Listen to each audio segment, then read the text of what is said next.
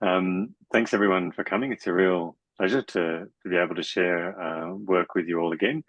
So this is well, before I begin, sorry, I'll just say that those of us, at least those of us zooming in from Australia and probably many others too, are zooming in from Indigenous lands. So I just want to begin by acknowledging that I'm situated on the lands of the Gundungurra and Darug people in the Blue Mountains in Australia, and I believe all of my co co-conspirators, collaborators at the moment are on Gadigal lands, but I could be wrong on that. So if not, they can correct when they introduce themselves in just a moment. So I just want to acknowledge Indigenous custodians and pay respects to ancestors. So pay respects to elders, past, present, and emergent. So as I said, thanks for joining us. This session is reporting, I guess, on two projects, one of which is much further advanced than the other, but both of which are united by this effort to tell animal stories in museums, in two different museums, so a particular kind of public place.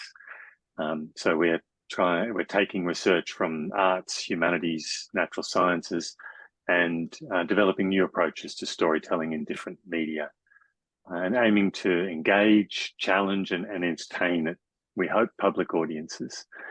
So we're going to talk about the projects one after the other. The first is a project called A Curious Trail of Animal Tales that involves me, Yulia Kint, Zoe Sadakirski, and Andrew Burrell, and a range of other collaborators, but the four of us are coordinating it.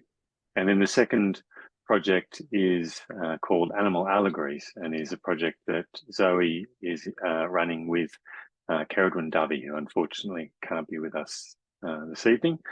So Zoe will speak about that one on her own. So we thought we'd share the project that the four of us are involved with first for 25 minutes. We'll see how waffly we get. This is our first public presentation of it.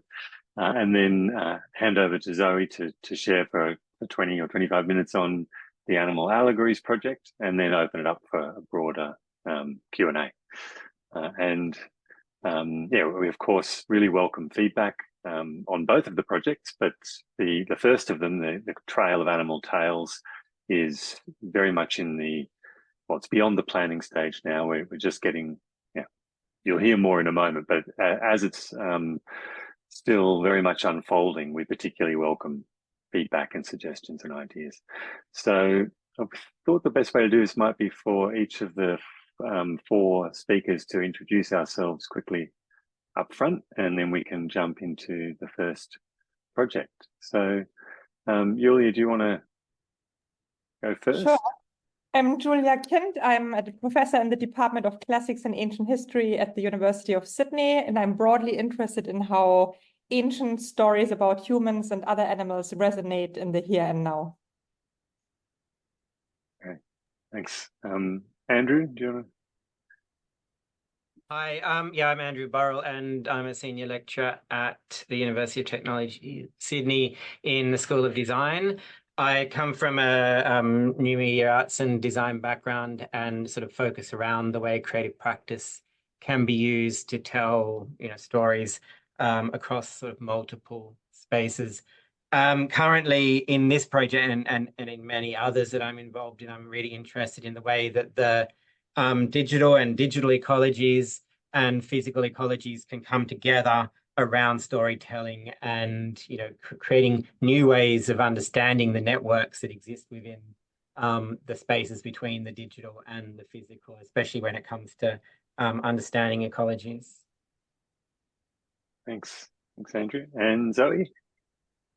Yeah, hi. I'm actually on Wangal land at the moment because I'm at home. But I'm Zoe Sadakirski. I'm an associate professor with Andrew at the School of Design at the University of Technology, Sydney. My background is as a book designer, but as an academic, a lot of the research that I've been doing in the last few years is around visualization and climate change and biodiversity loss in particular. and thinking about ways that we can use the visual and visual storytelling to engage people in what's going on around them, when a lot of people now are a little bit like me, and looking at these issues feels very much to me like Teflon, like I kind of look at it and I slip away. So how do you actually get people who would like to be more involved in transitions to better ways of living with the creatures around us, but also on a damaged planet? How do we actually engage people who feel in some ways reluctant because they don't know where to start? Great, thank you. And I'm Tom Van Doren, and I'm Professor of Environmental Humanities at the University of Sydney. And my work focuses mostly on biodiversity loss and thinking about people's relationships with disappearing plants and animals, and why those losses matter. And I guess I have a long-term interest in storytelling, mostly in written form, but increasingly also in audio and other forms, and trying to find ways to make those kinds of stories connect with different audiences, to make them meaningful and engaging, but also, in particular, storytelling as a work of bearing witness and of cultivating new kinds of responsibility. So storytelling as an ethical practice. That's us, and maybe we'll jump in with the first of the projects. Let me just get this into full screen. Give me a second. Right.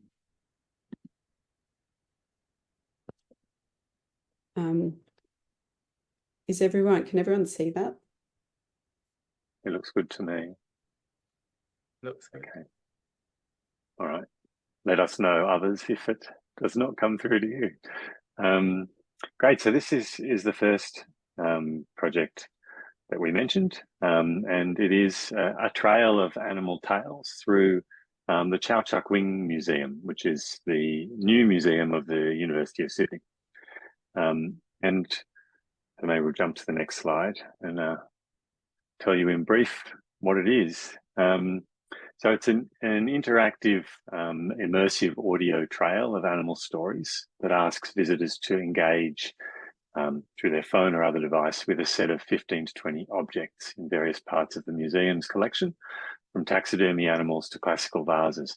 And I guess the history of this museum is relevant to the emergence of the project, in that it's a coming together of what were a bunch of separate museums within the university, that were a classical collection, a taxidermy natural history collection, a modern art collection, and they had all been separately maintained as museums, and in the last couple of years they've all come together. And so initially, in conversations with Julia, thinking about this collection, we thought that the one really interesting common thread through all of those very different collections was animals. And of course, we didn't just come up with that because it was good for the museum. We came up with that focus because we are both deeply interested in animals. And so it happened to be a good alignment, and a really interesting proposal to make to the museum, that one of the common threads that might be used to hold this new museum together was to think with animals. And so rather than creating an exhibition and bringing all of those objects together into a single space, we proposed that they stay where they are in their where they're currently being displayed, and instead that we would make a trail, an audio trail that would guide people selectively through all of these different exhibitions, picking out specific animal objects. So in each case, we hope to share an unexpected animal story that allows visitors to see something new. And our aim is for visitors to learn more about some of the many animals that we share the planet with, exploring not only how the creatures live their own lives, but also the diverse and fascinating ways in which they make human lives both meaningful and possible. So we thought to sort of kick that off and ground it a little bit, it might be helpful to share with you 3 of the stories that are part of this interactive tour. So we'll kick to the next slide, and I think Julia's up first to tell us about ape. Excellent. Thanks, Tom. So What you are seeing here is the figurine of an ape from Boeotia in central Greece from around 500 BCE. That's part of the classics collection. And I thought I would come up with three very short stories, which are not even my own, but part of the Aesopic collection. And so what I'm offering here is part translation, part re-narration. So I really took the liberty here to go over these stories one more time. 1. Some apes once held a public meeting to discuss whether to found a city. They voted to go ahead with this plan and were about to start putting it into practice when an old ape stopped them in their tracks. He intervened and implored them with the following words: "Please consider that you will be more easily captured inside walls." 2. A passenger on a ship once had a pet monkey traveling with him. The ship had an accident and sank, which left the ape struggled to stay afloat. A dolphin saw the scene and, mistaking the ape for a human, swam underneath him and lifted him up on his back. When they reached the harbor of Athens, the dolphin asked the ape whether he was an Athenian citizen by birth. The ape confirmed that this was indeed the case and added that he was a member of an old and distinguished local family. "Do you know Piraeus?" the dolphin asked him. "Oh, yes, very well," the ape replied, adding, "He's one of my closest friends." The dolphin was disgusted by the ape's trickery, swam away, and left the ape to drown. 3. An ape was once sitting on a tree watching some fishermen casting their nets into a nearby river. When they brought it up again and sat down together to enjoy their meal, the ape descended from the tree and tried to imitate the man's course of action.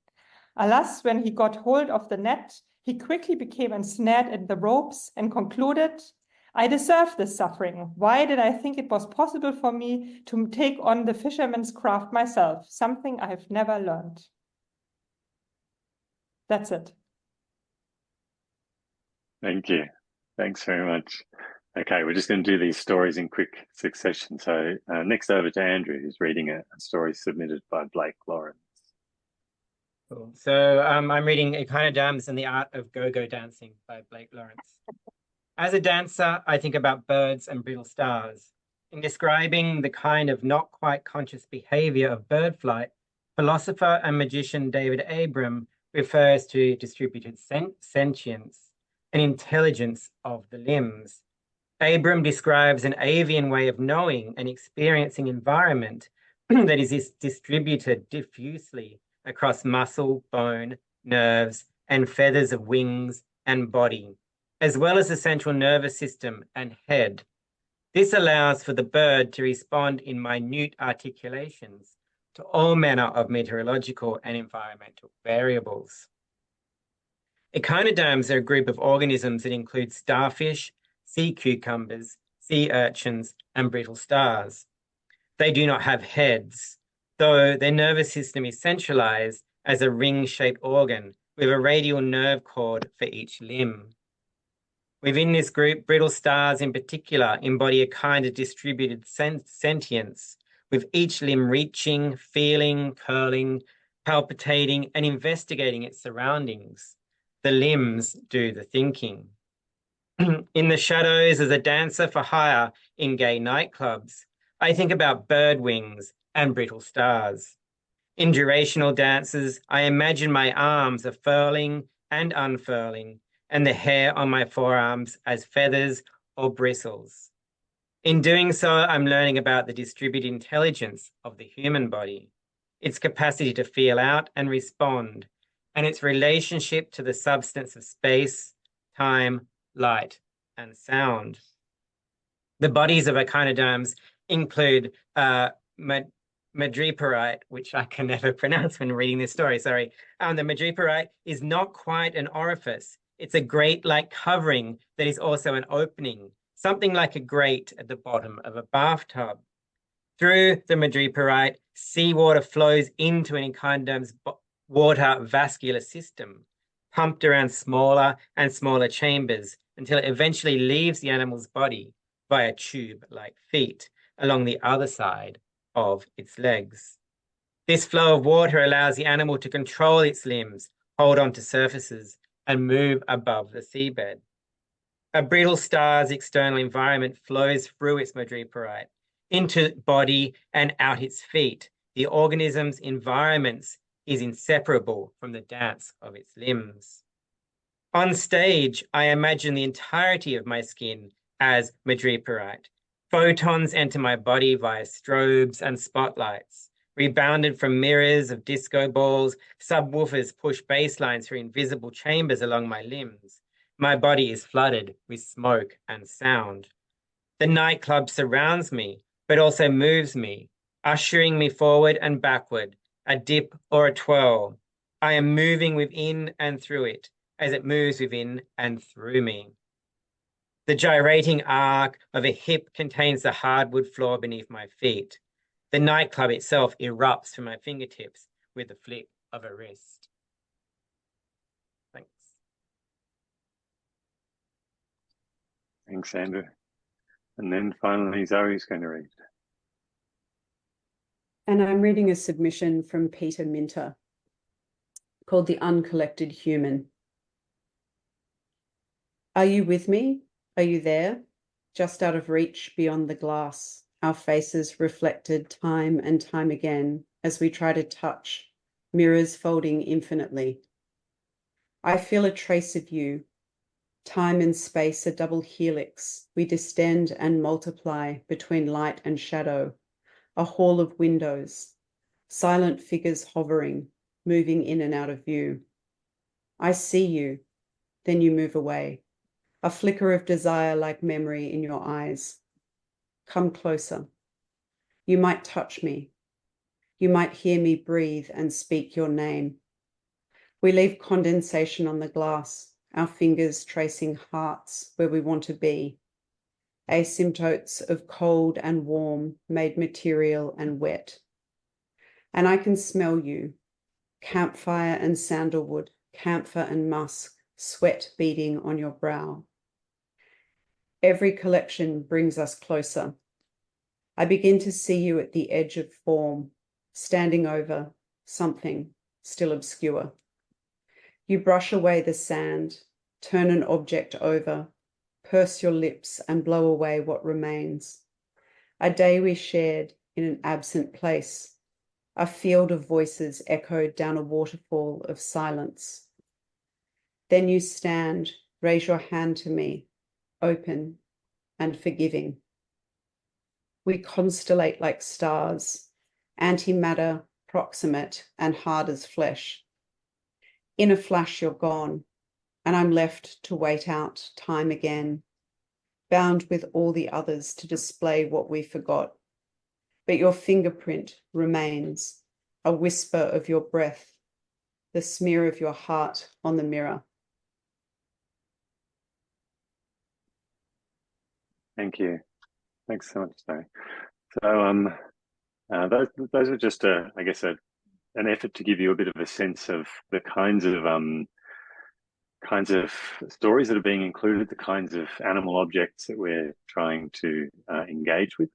And I guess all in all, we've framed this as a curious trail of animal tales, but one of the key words for us has been, and for the contributors who are basically all colleagues and friends from around our universities in different disciplines, from the natural sciences and the social sciences and humanities and arts, is we've asked people to contribute unexpected stories, so stories that they wouldn't expect to see, at least associated with that particular object in a museum, or to pull in different kinds of unexpected objects. And the story Zoe just read from Pete Minter is one that I guess where he's engaging with the museum goer, the human animal's own reflection in the museum glass. But there's another great example, a contribution from Hollis Taylor, who's a zoo musicologist, who's written a story that goes with a butcher bird that visits the cafe at the museum very frequently. And so it's a composition with butcher birds that, again, is situated in the cafe. So another slightly sort of unexpected location, unexpected object. But we've tried to not pin down what we mean by unexpected, to be prepared to be surprised ourselves, and so really opened it up to contributors to share whatever kinds of stories they think will be interesting. So a few of the prompts that we gave people on the slide there are about a surprising perspective on an object, or different worldviews, histories, or knowledge systems, and bringing them into conversation. So we have one object, for example, that's an old, do I always blank on this, classic, an amphora, which I did not know what it was, but is a big classical vessel, jar. Apologies to classicists, but one that's encrusted with marine mollusks. And so Julia and I wrote a story together about that one, thinking about mollusks and classical pots. So bringing together different perspectives, offering a personal story that connects your own experiences, impressions, or feelings to an object. There's lots of great examples on that. One of my favorites is Zoe's own story on childhood bunyips.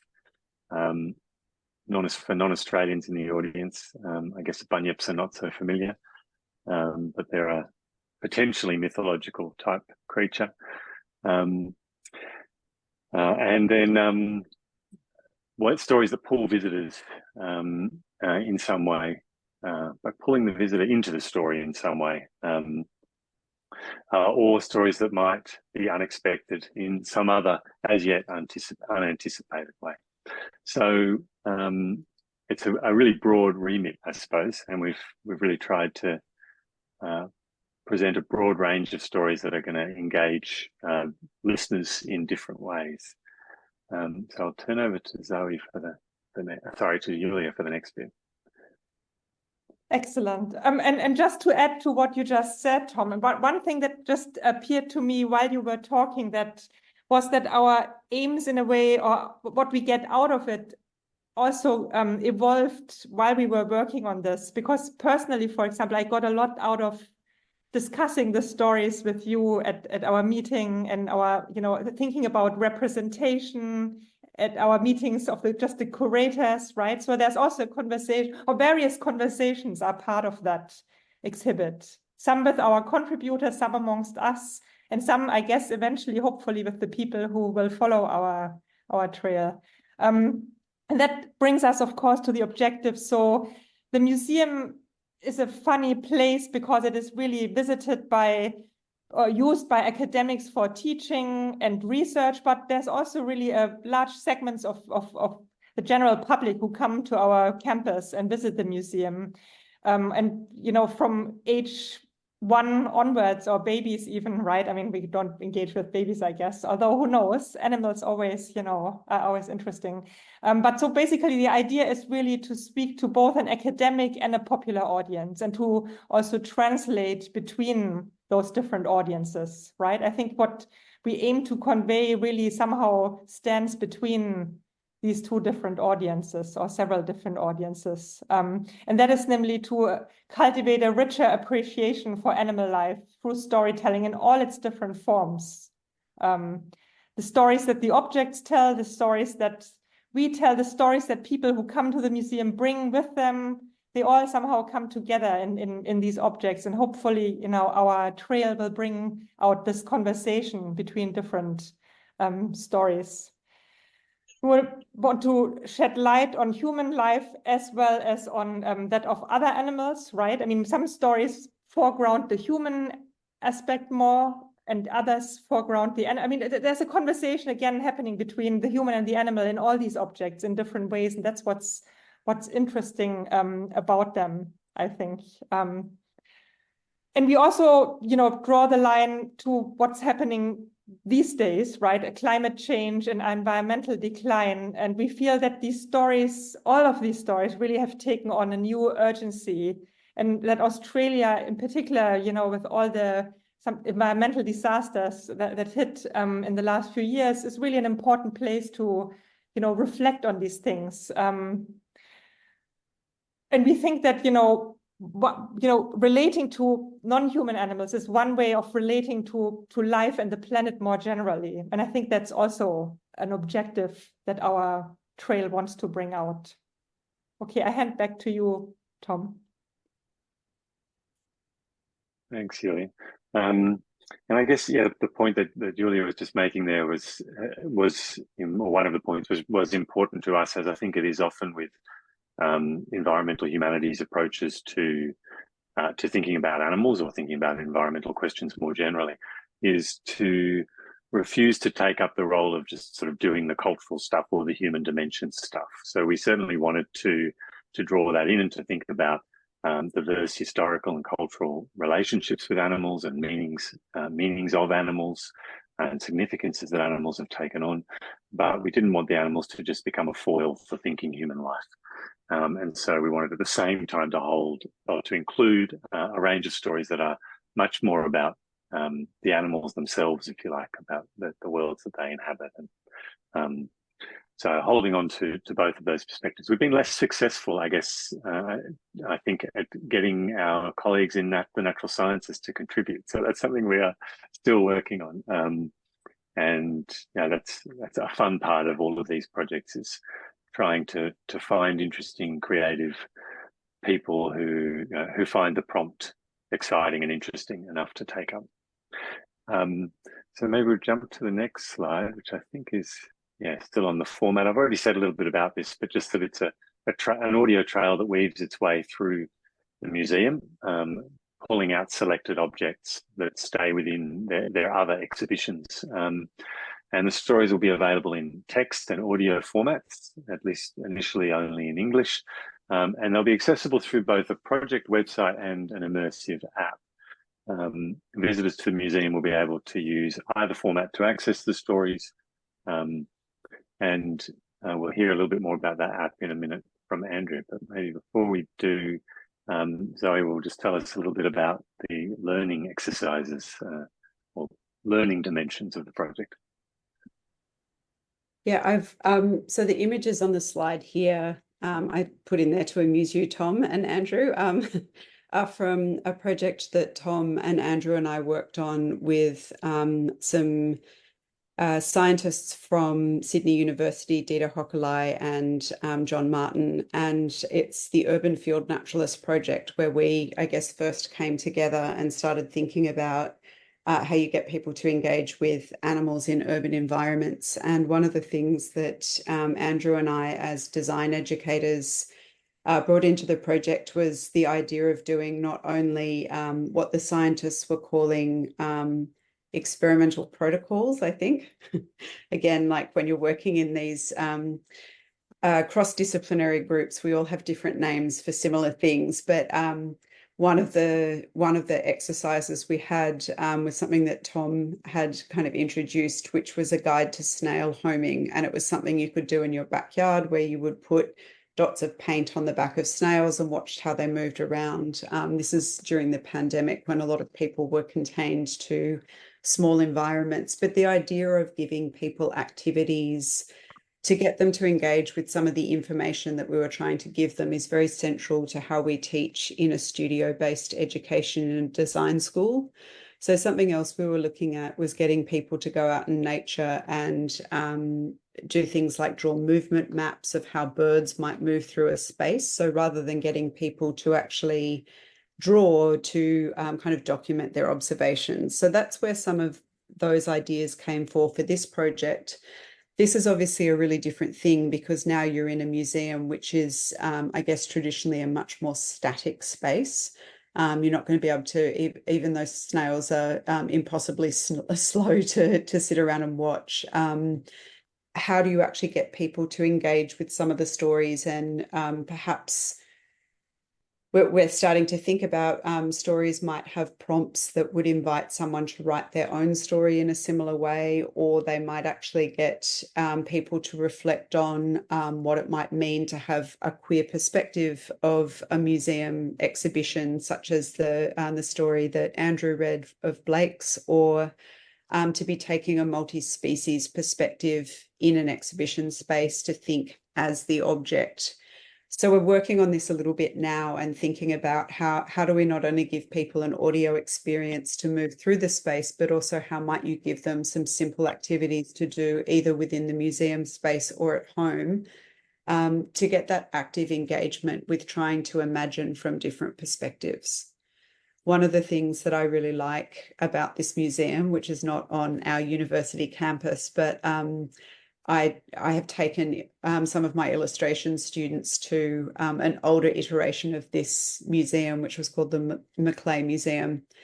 And we'd do drawing exercises in amongst the taxidermy specimens. And so you have people from all different disciplines and areas bringing their students through, but you also have the general public moving through. And it can be really exciting to think about what happens when you get a science student to do a kind of drawing exercise, or you get design students to do a science exercise. And I think some of this working on a team with people from such different backgrounds really opens up opportunities for us to have great discussions of how would I approach this? How would I talk about this? How would I critique it? So really the learning experiences, I think, are just going to be a kind of documentation of some of the team talking about how we approach these things, or how we might try and teach or respond to some of these objects, or some of the ideas that the objects bring up, and putting those there so if people want to, they could engage more. Thanks, Zoe. That's great. I should have said at the outset that that Yulia and I conceived a basic idea of an animal trail through the museum, and then spoke to Zoe and Andrew, and they completely exploded the idea and made it really interesting in a whole range of different ways that make it immersive and potentially educational and transformative of the visitor in ways that I guess only, well, from my perspective, from my experience of working with Zoe and Andrew, the only designers can do, because they are, I guess, trained to think about those kinds of experiences and presentation, and the experience of the user, and how to draw them in multimedia ways. So for me, that's been one of the richest parts of this collaborative project and of past collaborations.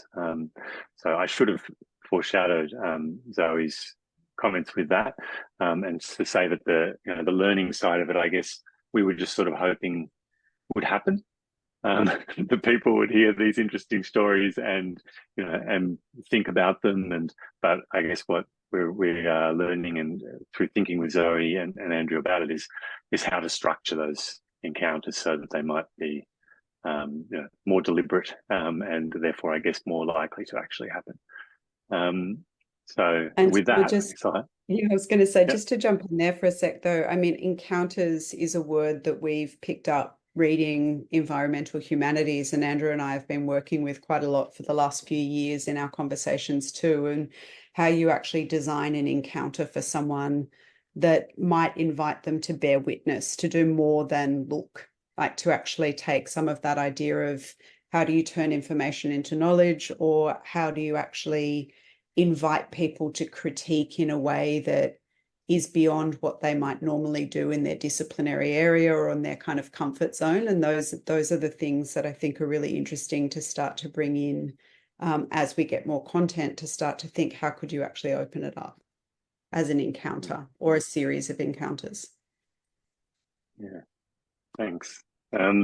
So finally, the last part of this is on this project is for Andrew to tell us more about the immersive app. Is there a different page before this one?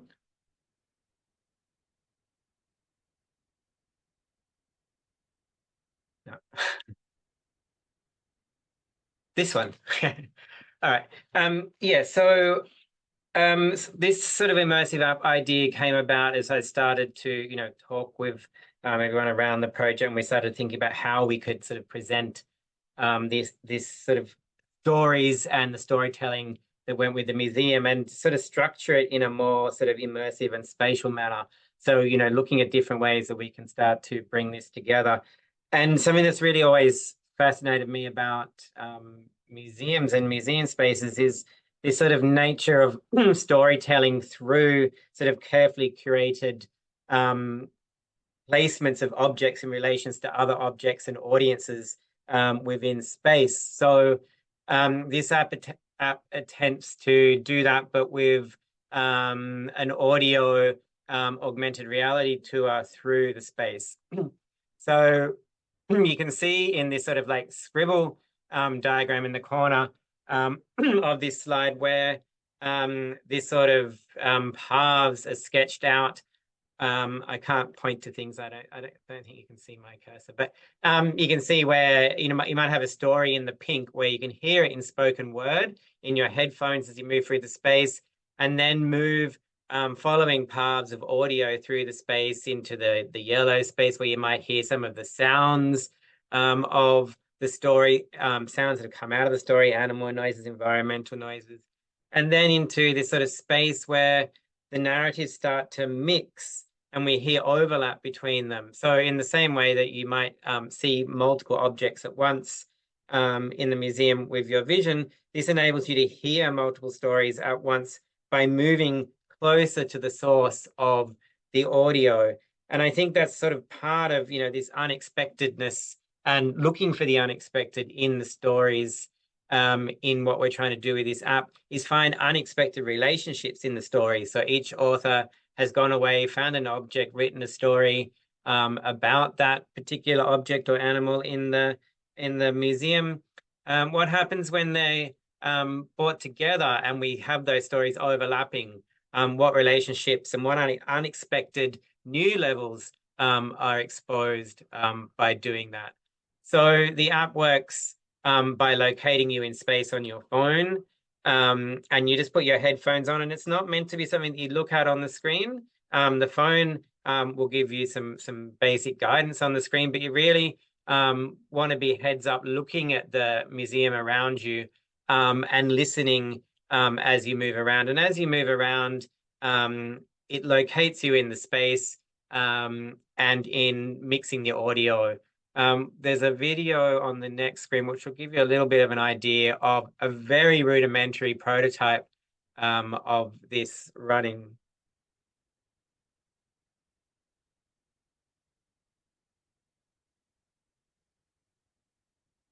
So when you first come in, you sort of scan a code on the floor, which in this case is the scarab beetle, and then that locates you. And we're probably not getting sound, so it's not going to be. But as you move around, you'll get the audio mixing. And maybe we can share the video later if anyone would like to have a look, because I think we need to restart Andrew, will everything it to get play the now? sound. Is the sound coming through now?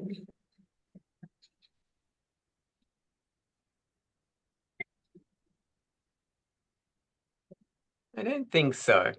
Anyway, you can see these sort of like volumes in the space, which are there just for the prototyping, which give me an idea as I'm moving around where the audio overlap. There's a tiny bit of sound coming through. Carefully, Sudak lifted Inara and two of her scorpion friends onto his back. They interlocked their pincers to form a chain, anchoring themselves onto Sudak's scales. As Sudak began the And again, ignoring the prototype nature of this, the audio will be read by the authors of the stories or somebody in their place, so it won't be this sort of computerized voice. So it'll have multiple voices mixing in as well, either the voice of the author or someone else that's been asked to read for them. He made his way to the golden effigy of Ra, the sun god. It was as if he paid tribute to his namesake god. Khepri, the scarab-headed deity linked with dawn and creation. His tiny legs skittered one final time as he rested near the amulets designed to protect the pharaoh in the afterlife. And as you move around, you're not just exploring the narrative that you're hearing, you're also exploring all of the other objects and the relationship. So again, building these unexpected narratives from the narratives that have been provided to us. And I think, Zoe mentioned the staticness, the traditional staticness of museums. This sort of starts to, play with that in other ways to, the playing with that with the exercises and learning experiences. This is another way of starting to, shift and pull spatially some of that staticness.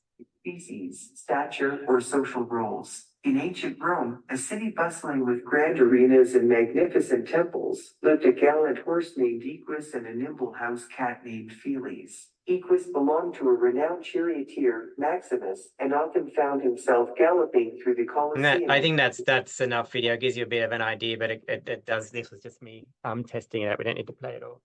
But yeah, that's the sort of immersive app where it stands at the moment. It's got a way to go. Yeah, definitely in prototype stage at the moment. Great. Thanks so much, Andrew.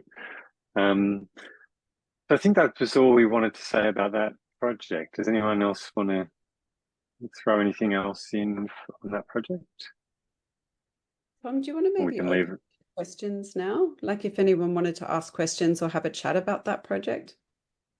You rather than going to animal allegories now, would you rather? Just because they're quite different projects, maybe people will hold.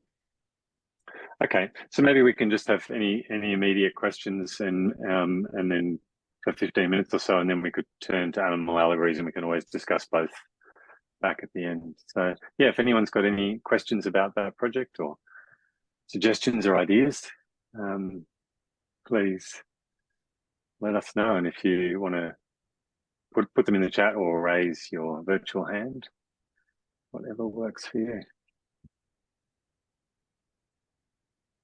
And I guess I just, while people are thinking,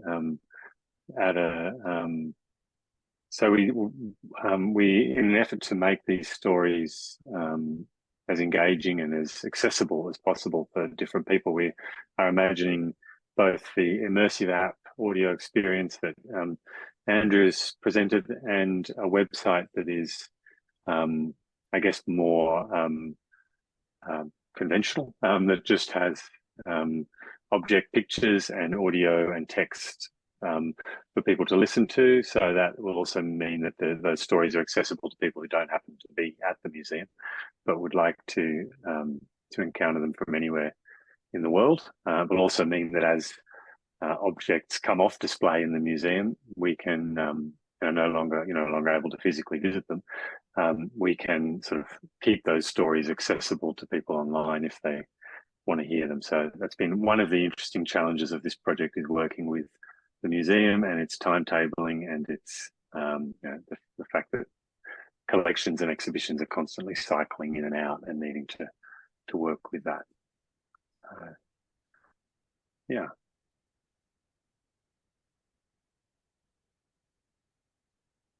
Any other questions or thought? Oh, hello there. Can you hear me? Hi. Yep. Hi. Sorry, I'm Jess, a PhD student at the University of Aberdeen. Really interesting talk and project. I'm just wondering if the exhibition's still running, if you were able to collect any public feedback from it, or have any responses from public from it that you were able to share with us. So not on this project because it hasn't launched yet, but and that's something we are talking and thinking about how to do that, and what kinds of sort of audience engagement information we want to collect and what to do with that. But not at this stage. If you have any ideas. Yeah. And maybe Zoe too, if you have anything from the other project that's on audience engagement or participation. I mean, I think one of the things that's sort of funny is as academics working with cultural institutions, quite often, because I've done some work with the Powerhouse as well, and I know Andrew's done work with other cultural institutions, but often when other people, then the kind of direct collaborators hear that you're working on something, they say, great, so you're going to do audience engagement, you're going to give us all these statistics about, what the kind of the impact and engagement was. And it's like, no, we don't do that. We were hoping you did that.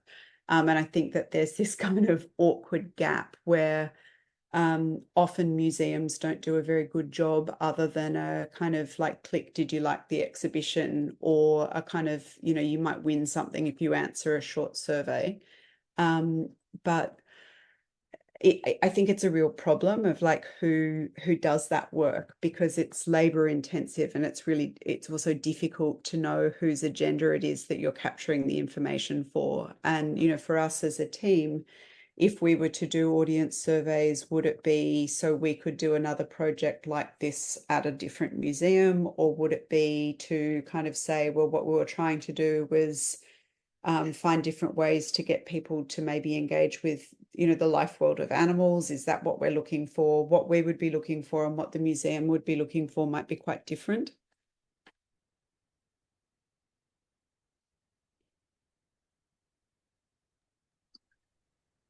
There's a very good question from Katie online. Yeah, do you want to respond? No, look, it's a very good question, right? Are we just speaking for animals or about animals, or, you know, or about humans and animals at the same time? I think that's quite key, right? And if we say in the beginning that one of our objectives is to foreground the animal, not just the human, right? Then we need to take that concern very seriously. I mean, I'm not sure we can yet answer that. Tom, do you have I don't know. I can give my answer. I won't presume to speak for the rest of the team. But I guess I don't think any of us are telling the animal's story, its own story.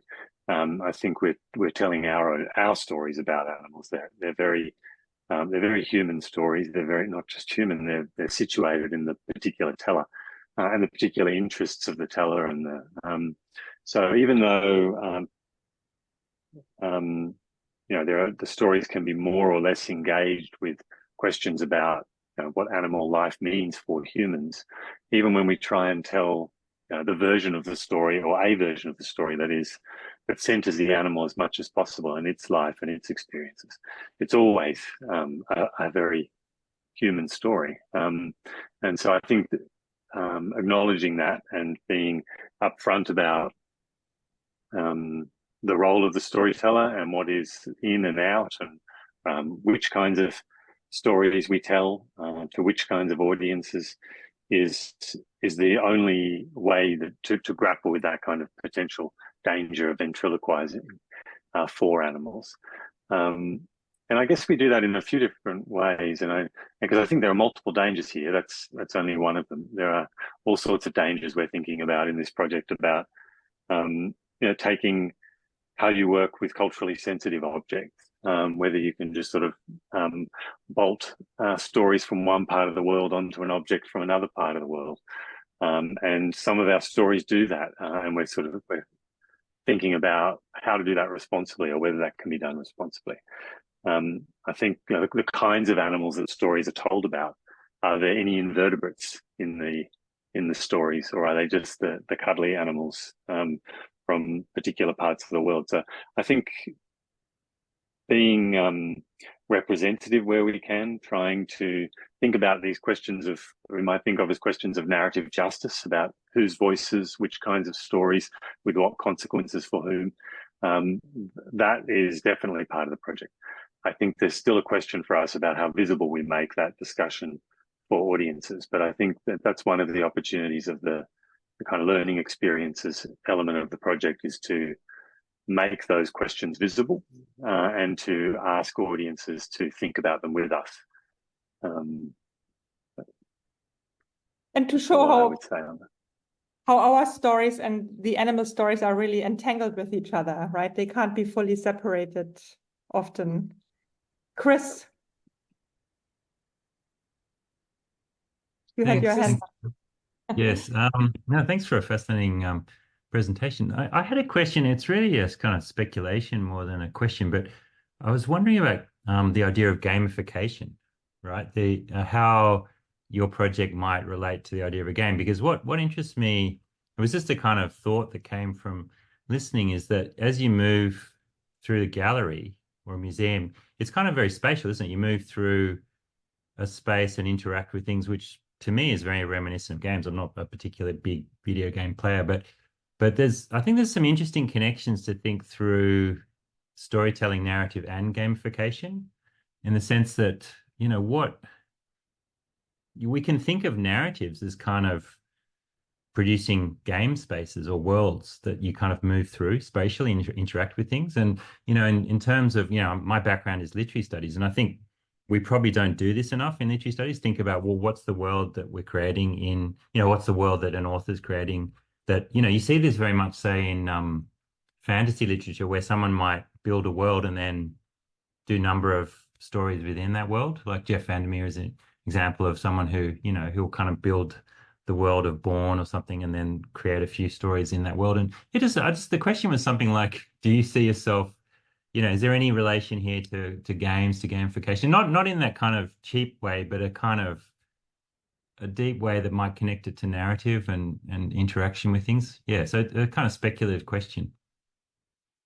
I mean, I think that there's a lot to the way that stories are told spatially, especially in sort of, you know, recent 3D games, exploration games, environment games, and you know, there is some of that lineage in this project. I mean, the immersive app is built using a game engine, so you know, by default it is going to be using some of those tropes in there. I mean, the other sort of thing that I think immediately comes from the way that a game might work is the notion of exploration and finding secrets, finding Easter eggs that might be, you know, smaller fragments of sound that if you sort of rush through, you're not going to discover. But if you spend time, you know, exploring, looking in corners or listening in corners, more might be revealed. So, you know, some of that also comes from, you know, the way that game worlds are constructed, and as you say, world building by people such as, you know, Vandermeer, you know, do that as well. There's a whole, you know, level. You can read his work on a surface, or you can spend time, dig down, find those connections. And again, for me, it's back to this idea of, you know, carefully constructed relationships in space that the museum does. And I mean, I think that the Chau Chak Museum does it well, because it is a museum that was purpose built to be as much about the museum and understanding what museums are as much as the objects in them, which is why I think we see jars of echinoderms sort of on the shelf that probably in another museum would be in the back room for the scientists to look at. And there's sort of like, you know, these sort of looks into the museum. So trying to, you know, bring some of that into the app in a playful, immersive sort of way, I think does definitely talk back to the way that the games work. Sorry, I rambled.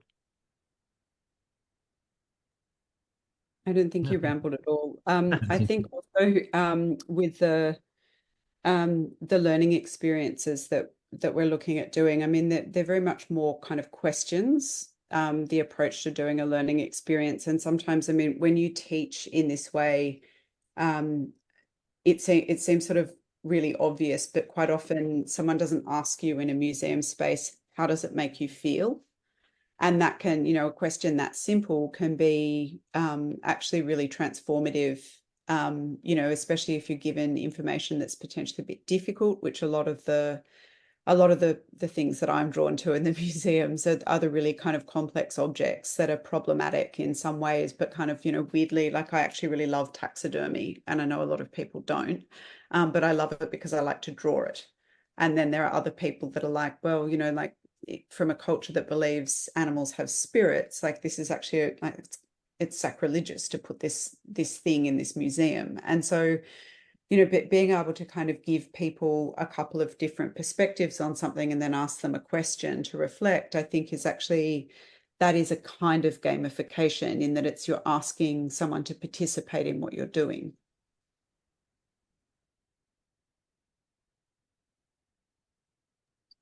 Thanks, Chris. Great question, and Andrew and Zoe, I learned a lot from answers about the project, so that's very nice.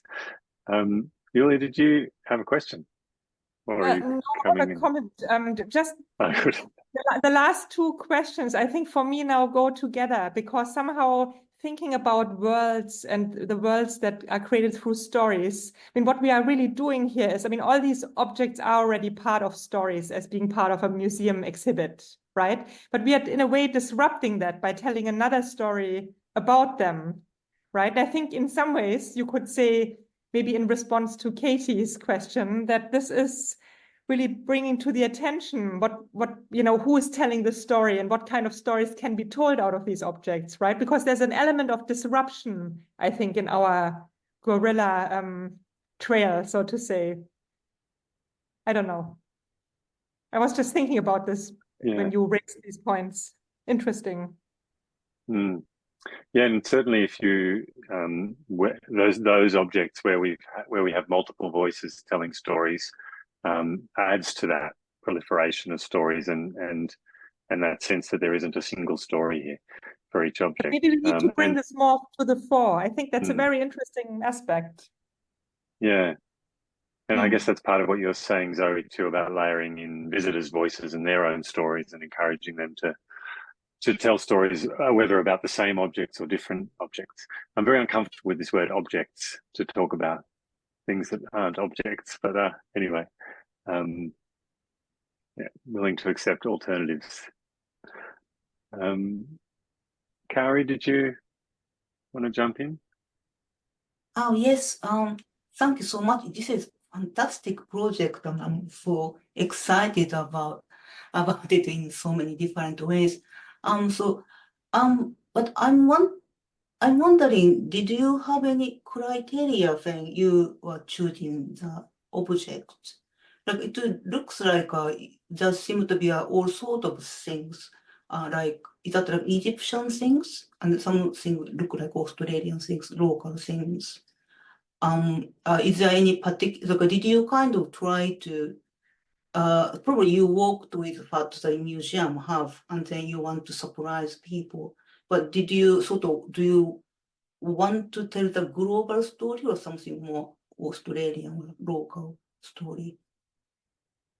Yeah, that's the first question. And the second question is, how much input did you get from the curators? And what kind of role did they play in choosing item and telling stories?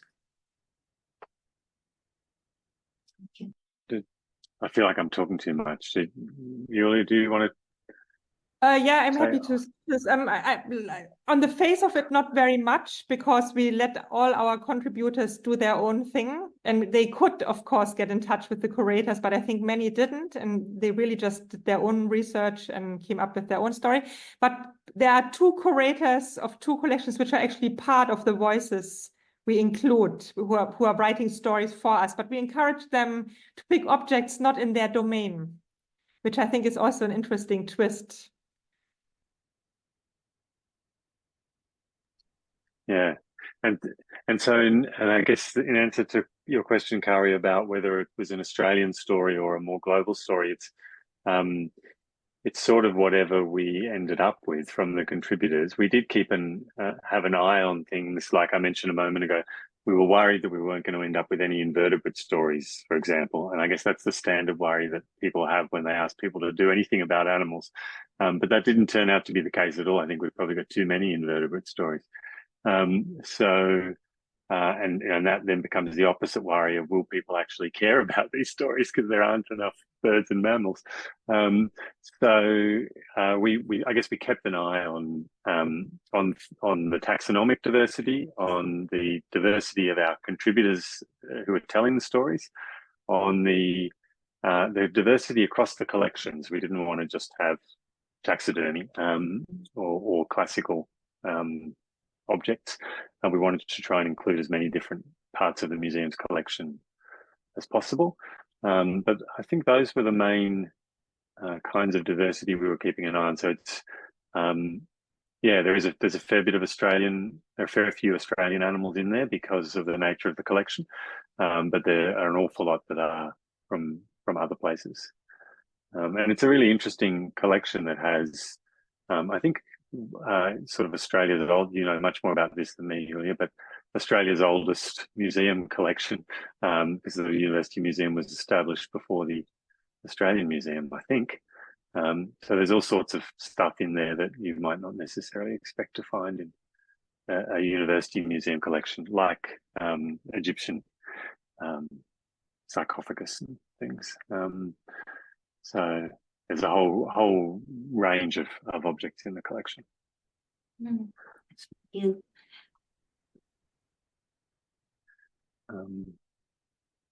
So there's another question in the chat.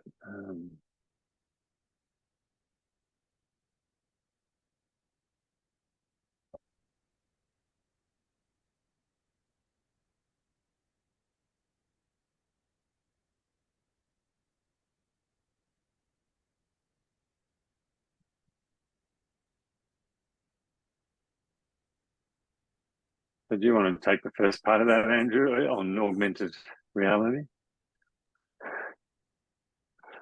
While you're reading it, I can talk it. I'm just going to make a comment that I think looking for animal-made objects like paint made from animal products would be a really interesting take. I hadn't thought about that, but that's a great one.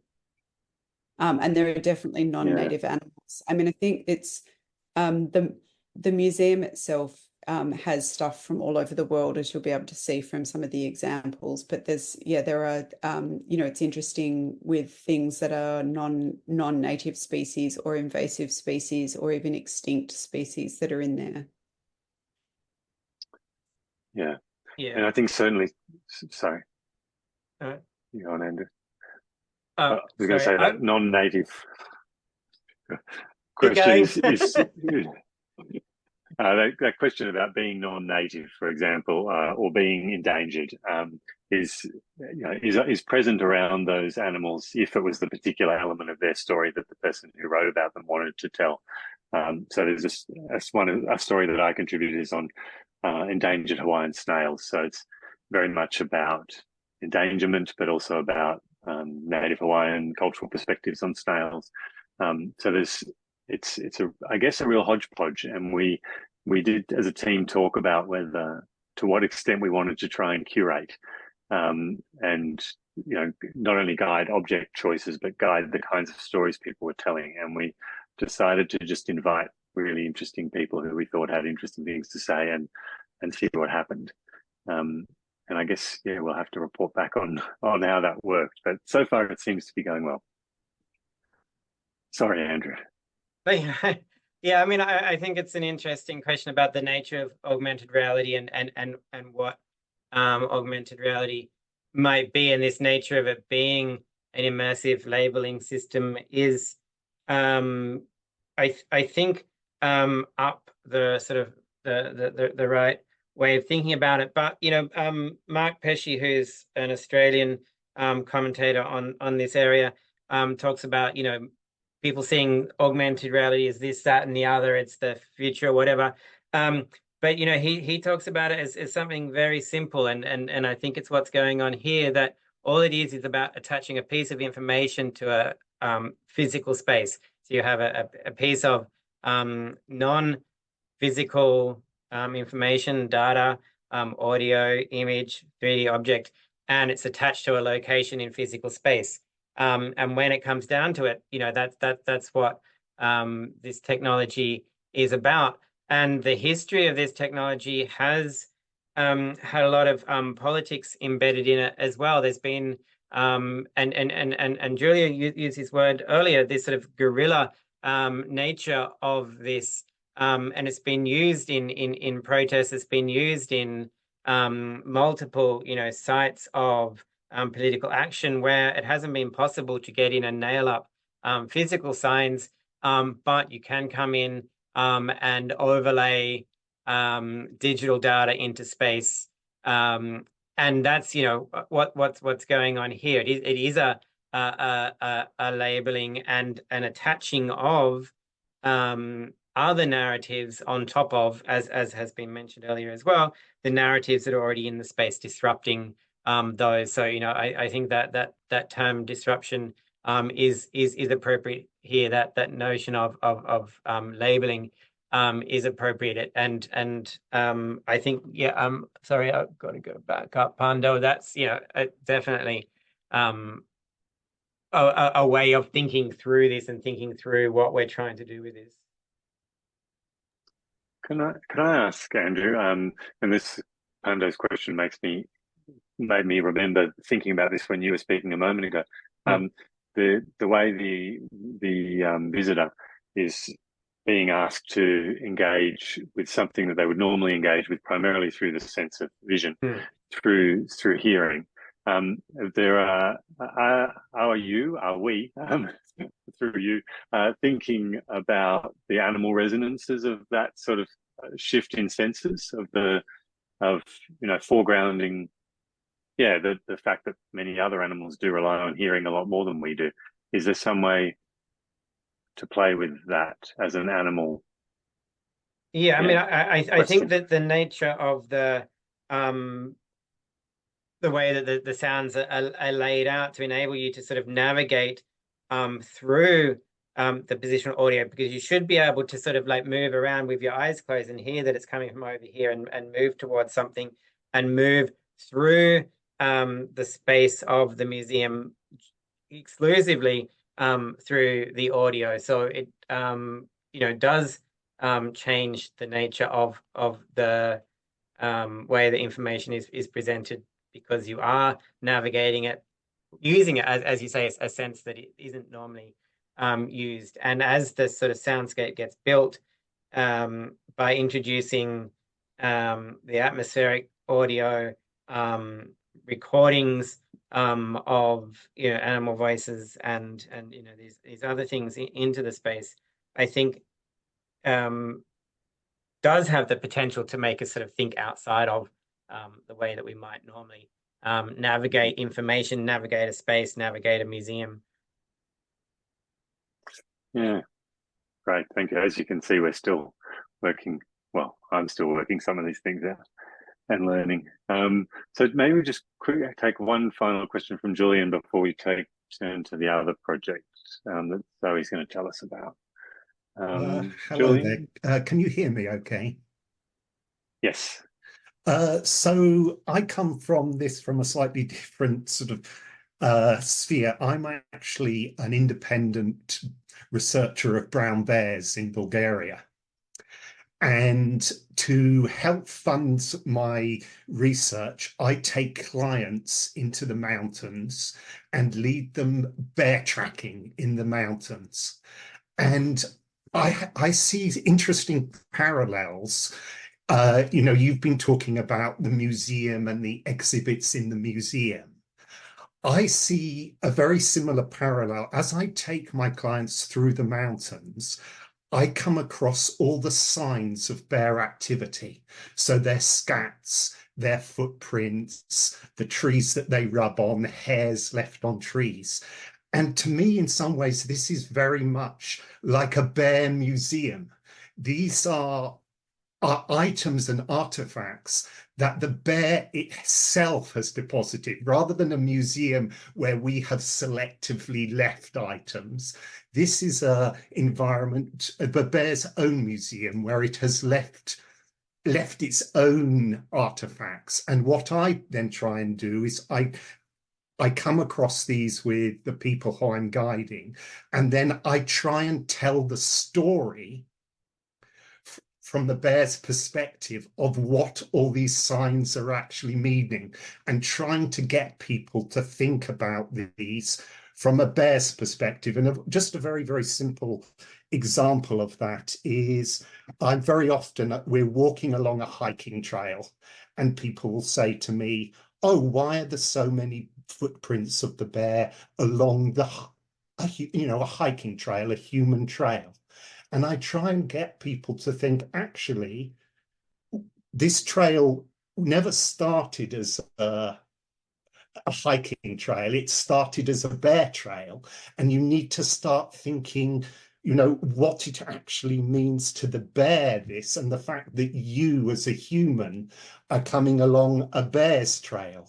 And the same with all the objects that we come across. So I just wanted to sort of raise that. I'm finding it fascinating what you're saying about a museum and presenting artifacts to tell a tale, but because I've got, it's helping to raise ideas for me, trying to interpret bear signs to tell a story to my clients. So that's all I wanted to raise, is just I'm coming at it from a slightly different perspective.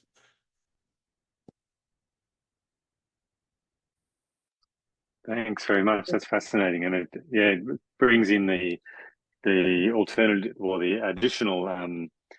It's not a metaphor, but a mode of thinking through tracking as another way of exploring a trail, and moving along a trail and piecing together a story and making meaning out of the signs along a trail. Alongside thinking about, I guess, animals and how some animals might navigate primarily with other senses, we might think about the work of the visitor as a kind of tracker. Anyway, I think there are, as always with animals, there are so many fun ideas to play with in making sense of and collecting stories. Yeah. Sorry, Zoe, I think I interrupted. No, it's fine. I was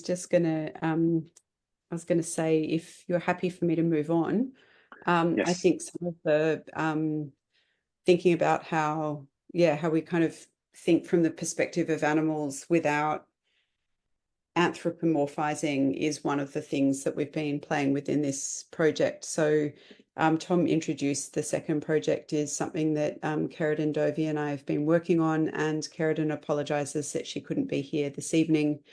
But I've been working with a different museum in Sydney, the Australian Museum, which is a science museum, whereas the Chau Chak Wing is more a cultural museum, is my kind of very inexpert explanation of the difference between those two things. But with the Australian Museum, I've been working on a project called Survival Stories, Threatened Species, and the People Who Study Them.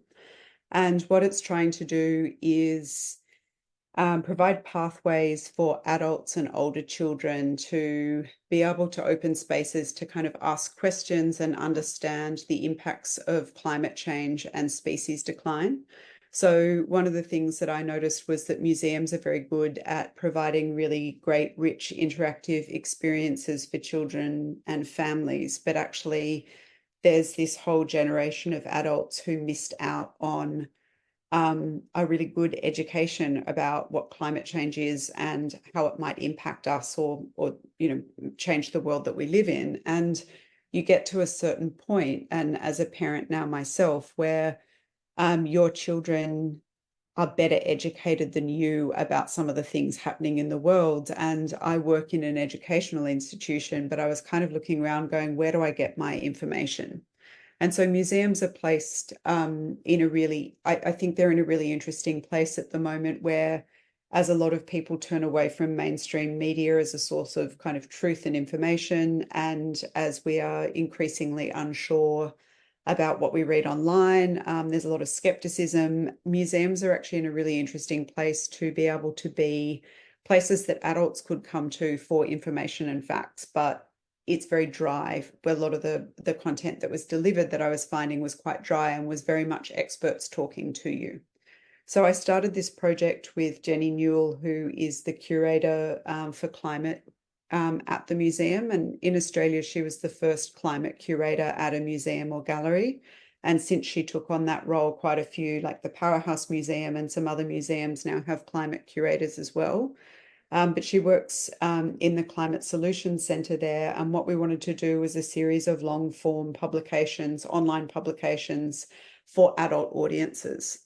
And so we work with scientists from the research institute there. And Keratin is a really fantastic interviewer and can get incredibly complex stories in a really great, readable, interesting way. And one of the things she gets the scientists to do is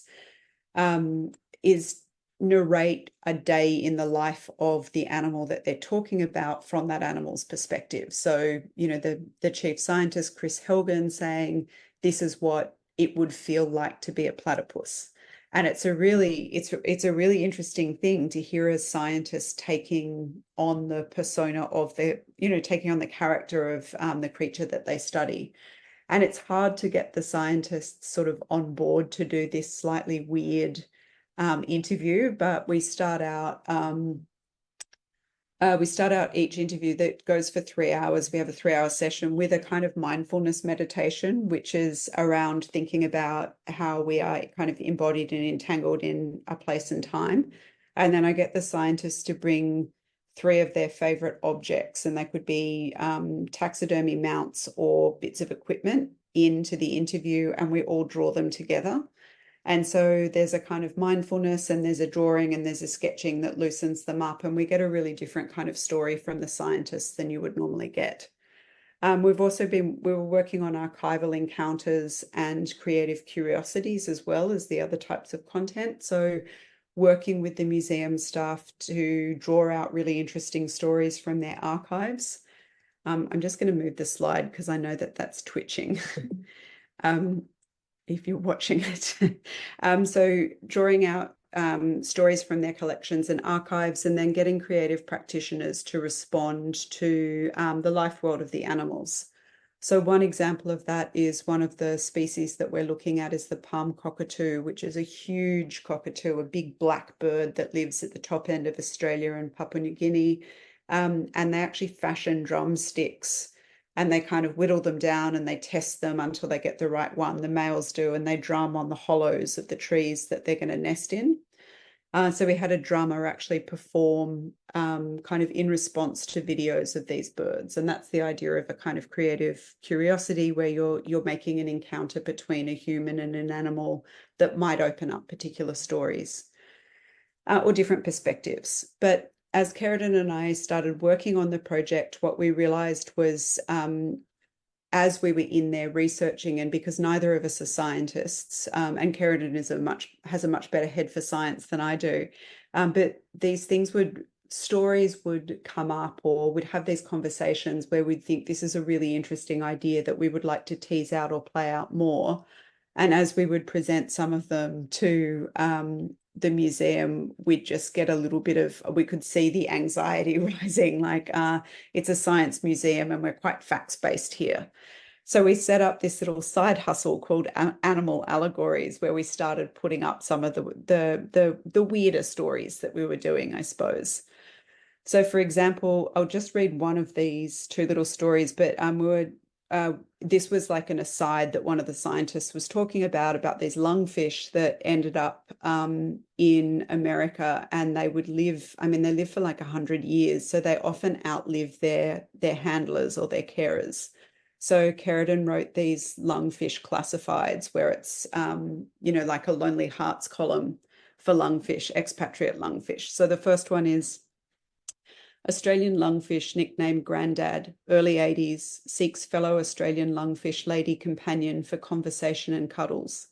Have lived in tank in Chicago for very long time, ready to travel. Arrived in America in 1933 for World Fair, dazzled everyone. Have stared back into the faces of 104 million humans. Favorite food? Layer cake filled with smelt shrimp, yellow squash, carrots, potatoes, and green peas, decorated with seaweed, escarole, and silver sides. Only ate that once, at big party for my 80th birthday hosted by important humans. Need to breathe at surface a few times a day? Confession, I snort a lot while slurping air these days. I've been asked to witness many things, including weddings, maybe losing my memory, also a few marbles, homesick. And then there's another piece that goes with it. But to write these pieces, Kerridan does a lot of research, and these are stories of actual lungfish that live in captivity in these zoos a long way from home. And this came from us just having this kind of silly conversation about, what would the lungfish be thinking? Would they miss home? And we do this very unscientific thing of personifying and giving them characters and go too far and then pull it back. But these little stories, I think, it's a really interesting example of treading that fine line of going too far into anthropomorphism, too far into perhaps kind of slapstick silliness. But because Keridin is such a wonderful writer, she manages to I think really to keep it on the on the side of being provocative and thought-provoking, as opposed to kind of offensive or belittling for these creatures. And I mean, it's just putting them in this kind of human form just gives a different way of thinking about how you might consider the experience of another creature, even though we can, of course, never understand what another creature would feel. I'm just going to quickly look at the chat. No, that's all right. It's not to anything right now. So the next one I'm going to show, and I'm going to play this, and I'm in this. It's actually like a silent film, so the audio doesn't really matter if you can't hear it. This goes for almost 4 minutes, but I'd like to play the whole thing.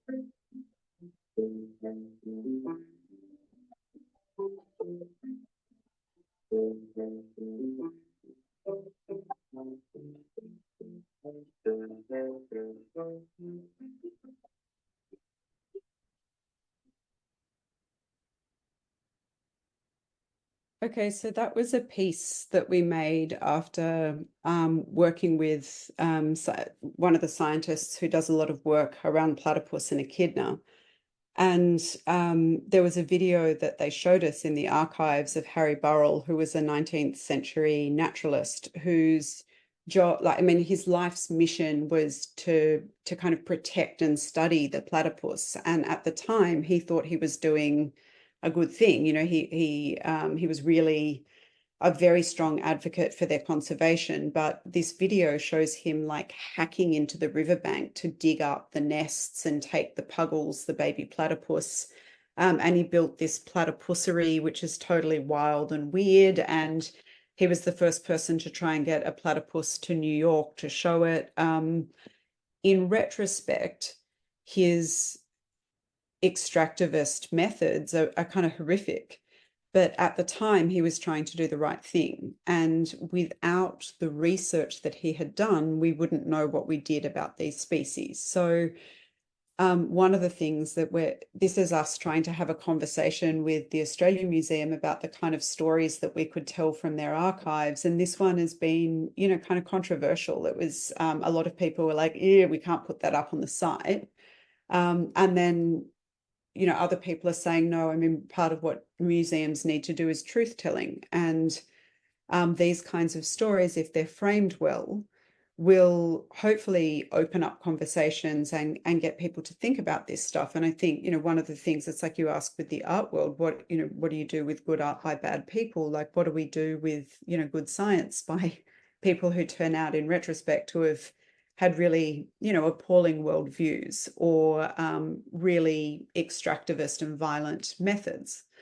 And so I think one of the things that we can do when we come in and start doing multi-species storytelling, which this is, you know, talking about the collection practices of this naturalist from the perspective of the platypus, is make work that is supposed to be, I think, a conversation starter rather than a finished piece. And so in talking with the museum about how we can use this, part of what I've been saying is when we put this work up online, it always has to be prefaced with a series of questions. So rather than my voice or Keridan's voice trying to introduce the work, or Jenny's voice or someone from the museum trying to put in there, like, you know, if we recognize that these practices are kind of are really problematic, but how do we actually keep some of the value of what was done while also kind of reprimanding some of the methods? And it's really difficult territory. And I've found it really interesting in the museum watching people's reactions, and people who I thought would be like, no, saying, no, I can see the value in this, and people who I thought would think it was sort of fine, really freaking out about what it might do about the brand of the museum. And so I think that there's something really interesting in the idea of telling these stories almost as if they were fables, and turning these historical figures into characters in some ways. I mean, I think, so Keridan wrote this as a script, and what she had initially thought was that we could cut together, because part of her background is as a filmmaker, we could cut together a whole bunch of archival film and footage.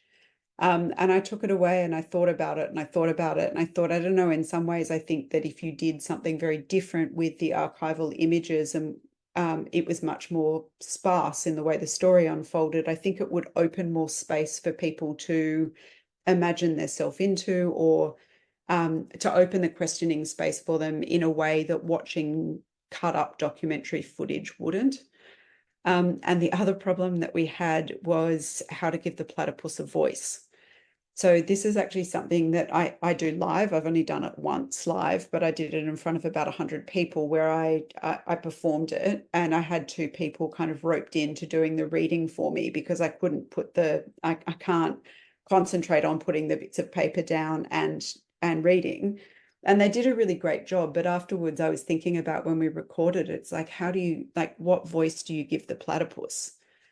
And so we settled on not having a voice. And this is where the kind of silent film came from, which also taps into Harry Burrell's background as a vaudeville artist. But, you know, these kinds of stories, like as you start making this work, it just brings up so many problems. And I don't think that there's ever a perfect solution.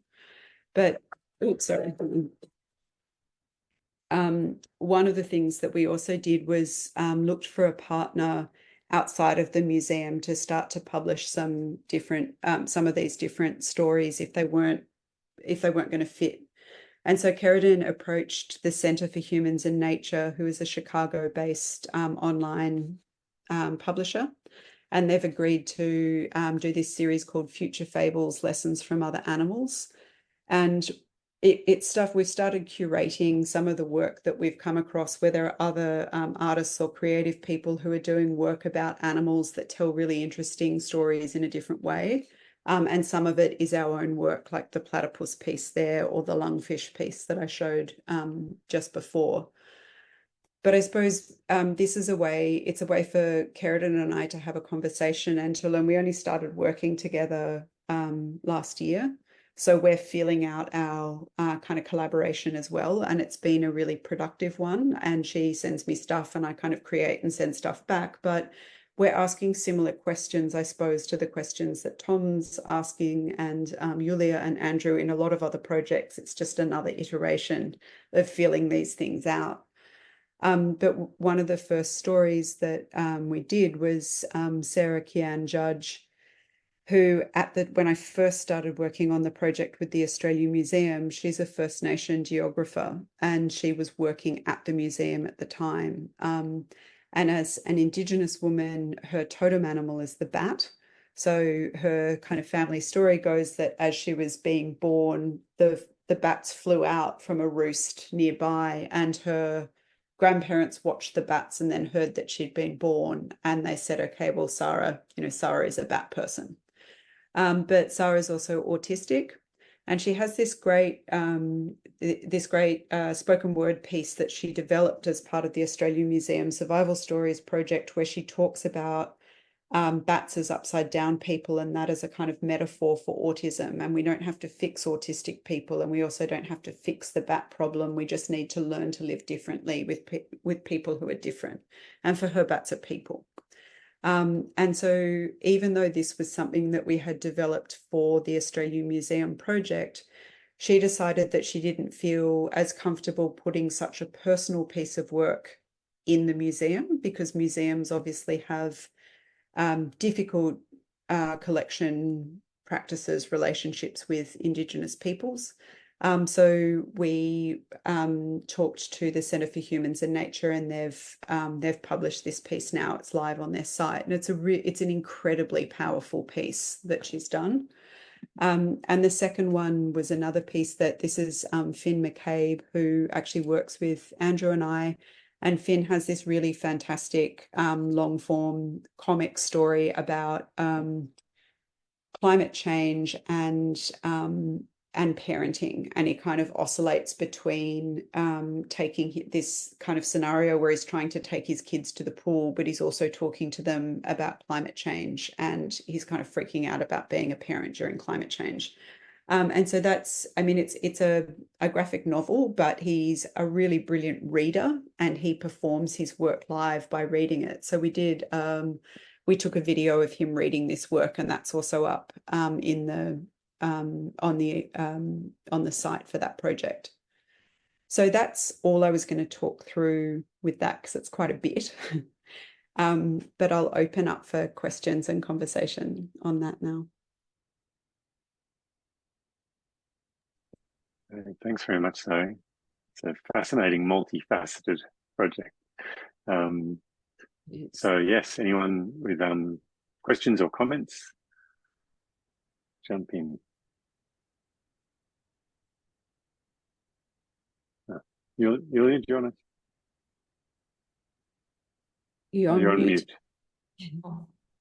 I was just saying, I'm happy for Kaori to go first, but as I've now already started, I'm intrigued by what you said about, that museums might feel reluctant to put on things like that, or at least certain voices in museums. And that reminded me of, other areas of cultural objects, right? Where museums start to grapple with the provenance of their objects and how they handle objects.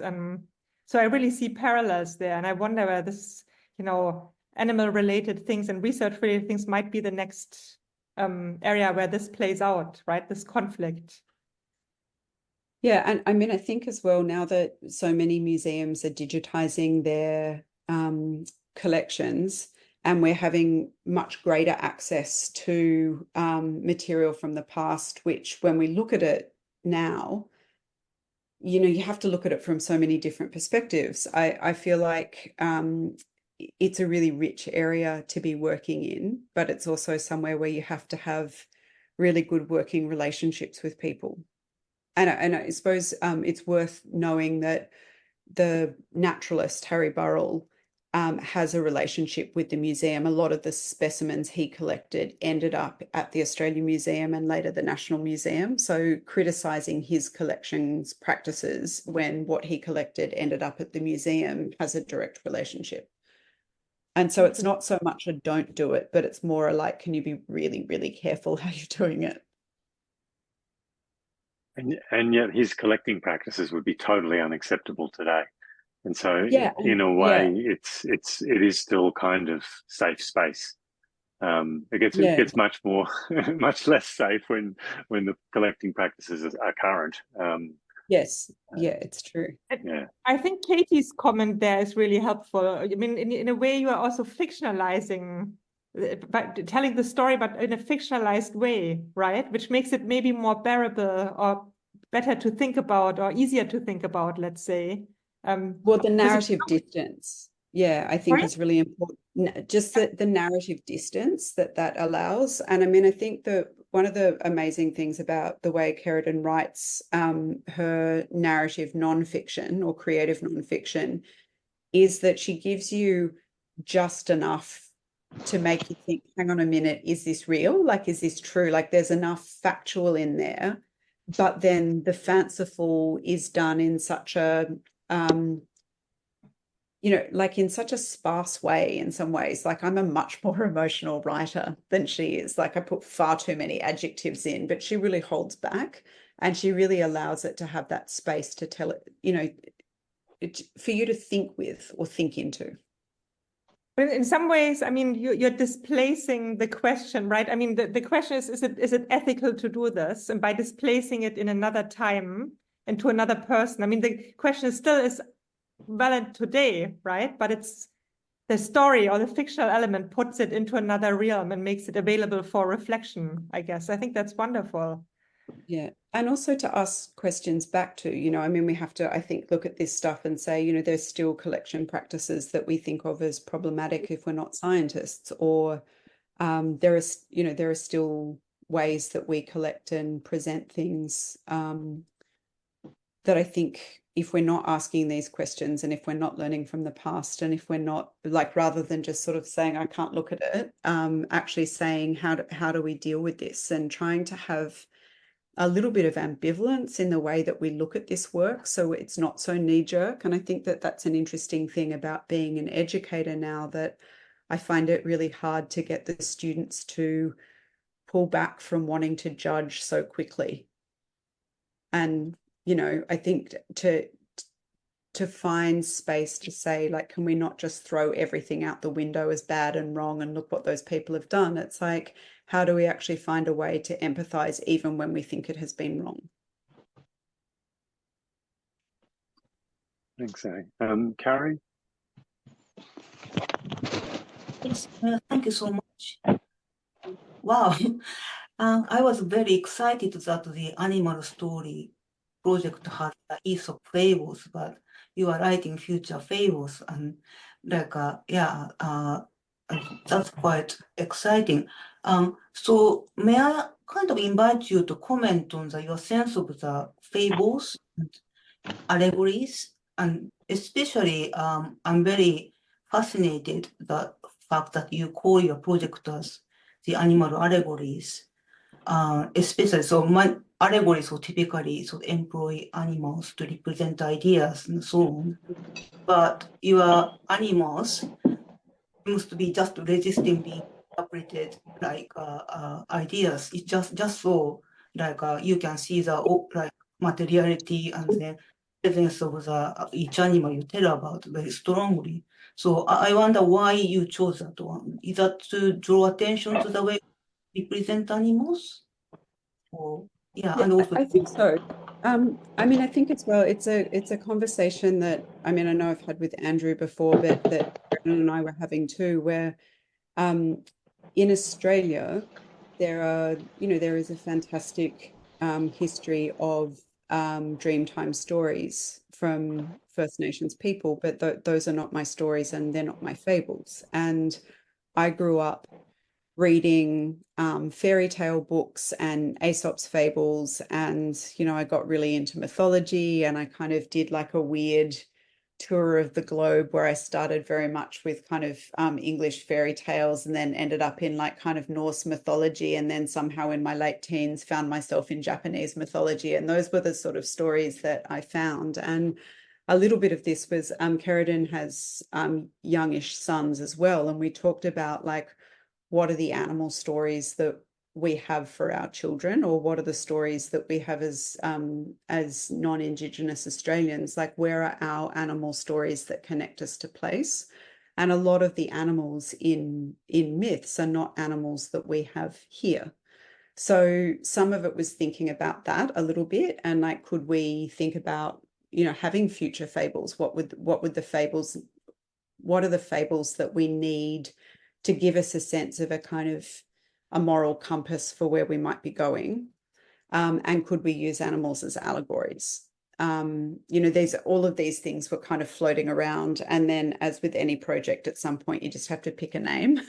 So I can't remember exactly how we settled on it, but these were all the conversations that we were having. And about, as I said at the start, that really complicated line between when are you anthropomorphizing in a way that's sort of mawkish or uncomfortable or even unethical, but how do you also try and find a way to connect with these creatures other than us, that more than human creatures? How do you find a way to story that so you can be fantastical?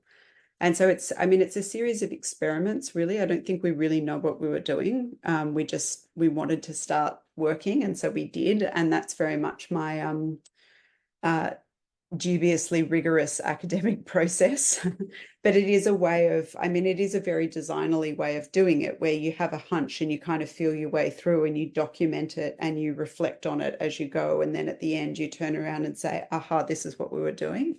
I feel like in animal allegories, we're not at a point yet where we can say this is what we're doing. We don't actually know what we've been doing as we've moved forward.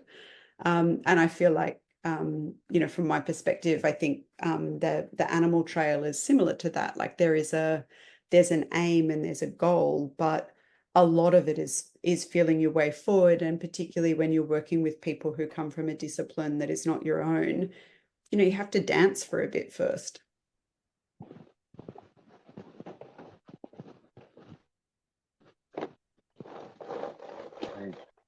Kaisu? Hi, everybody. Thank you so much for this presentation. I'm greeting you from the Netherlands.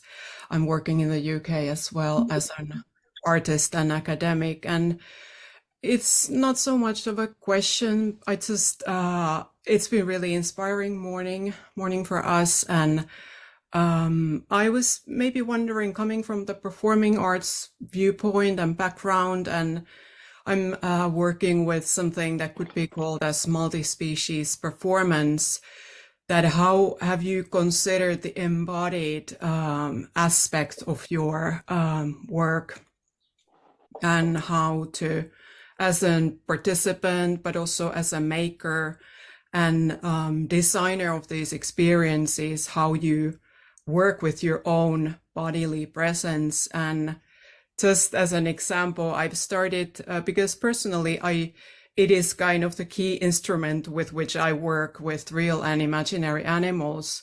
It is really also an avenue to recognize my own mammalness in a way. So the sensory experience of things, including my nervous system responses and pretty much everything, how we connect to our environments and other beings. So that is a line of work that I'm developing, but it sounds like it could also it could be a dimension that relates to your work, or could be interesting.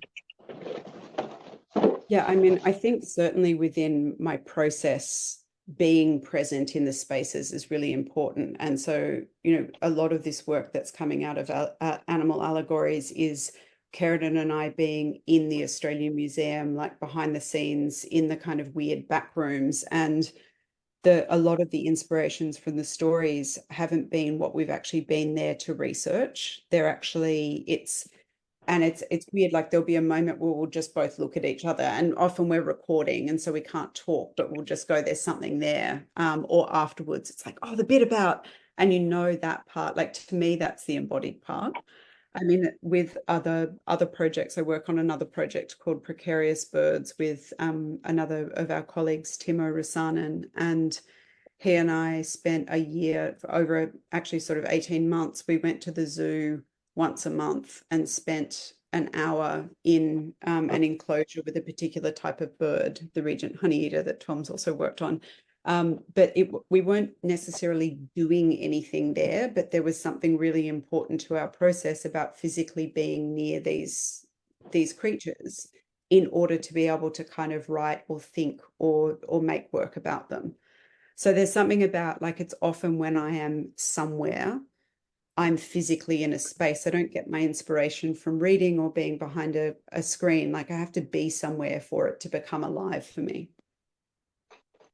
And I think as well, the paper theatre, oops, I'm moving my mouse, the paper theatre piece, the platypus paper theatre piece, that's the first thing that I've made to perform live. I've performed some stuff before where I've read and had drawings behind me, but it was the first thing that I'd made to perform, because I did actually want that to be something that we could perform at the museum, because watching someone do it is very different than just watching that video of it.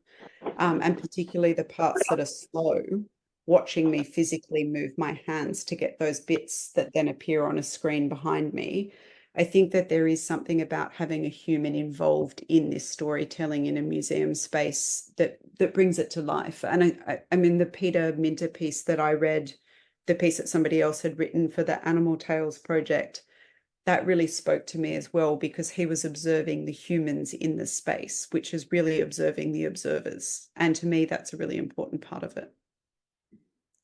Yeah, thank you. That's really interesting. If I may add, I thought of this already when you guys read with your own voices the narratives in the beginning, that it's really, it changes completely depending on your, not just your type of voice, but your whole posture, whether you're moving, whether you have the sounds of environment with it. So there could be a lot of potential in thinking of ways of how it's read, by whom, where. Yeah, that's interesting. These are some of the great things that many academics, at least in the humanities, don't get to think about very often. So it's really, I think it's lovely to have the opportunity to think creatively about how you present work. Yeah, things like that, who reads it and their embodied experiences, and even just thinking about storytelling in a way that can add in environmental sounds has been very exciting for me as someone who's primarily been a writer, because it just opens up so many different creative possibilities and possibilities for immersion and connection. And so, yeah.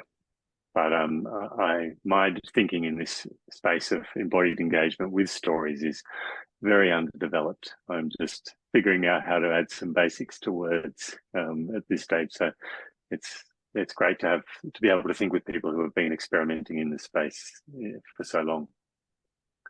And Andrew has been thinking about that a lot too. I mean, one of the things that I really like about the approach of the app that Andrew's designing is that, like, you don't have to be looking at your screen you're not looking at your phone while you're in there, that it is this kind of being pulled by the audio as a really different physical experience of moving through a space, and where it you sense when to kind of slow down or stop if you want to hear more. I think that that's a really, that idea of being pulled by the audio is really appealing to me. Well done, Andrew. There's another comment, I think, more than a question in the chat, which I think, yeah, I think is a reference to the, to various archival materials, but maybe in particular the platypus. At least that's how I read it.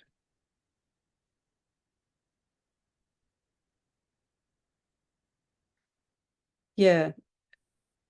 Yeah, Bob, thank you. That's a great comment. I mean, I think also the platypus one, I do a lot of collage work, and the idea for me of cutting into the archival material in the same way that the naturalist was like cutting into the riverbank to extract the specimens, and I'm extracting bits of the archive. There's whether other people understand that that's what is happening. Like, I mean, I suppose that's some of the embodiment too. For me, the form and materiality of how I make the work is really important. And that idea of cutting into archives, I think, is to me a really interesting way to approach how you might use the images or the texts in there. And that's not an original idea. There's a whole, there's schools of people doing this work.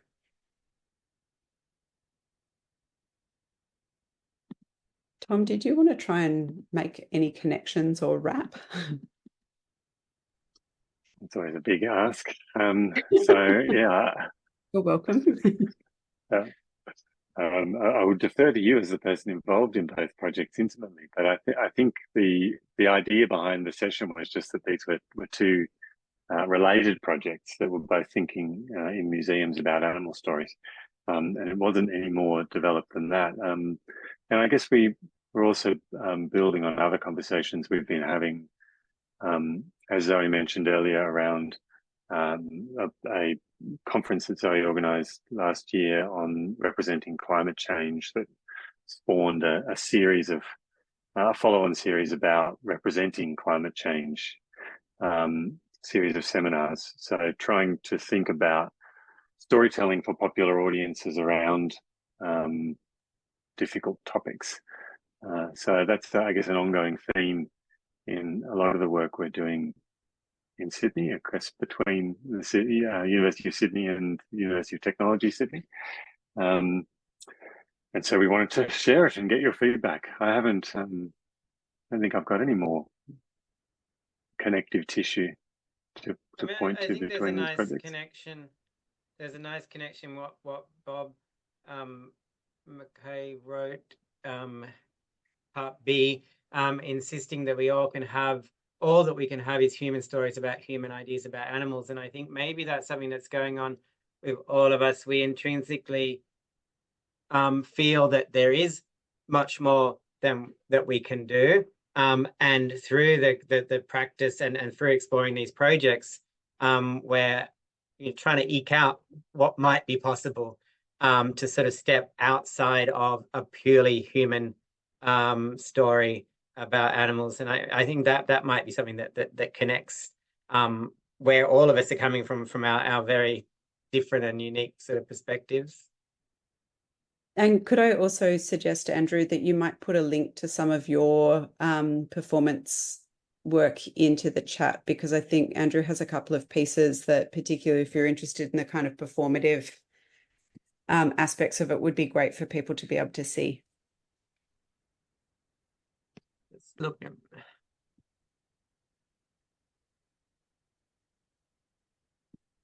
Yeah, I think that's right, Andrew, and referring to Bob's comment, and I think we tried to very briefly say something like that in the framing of the first project.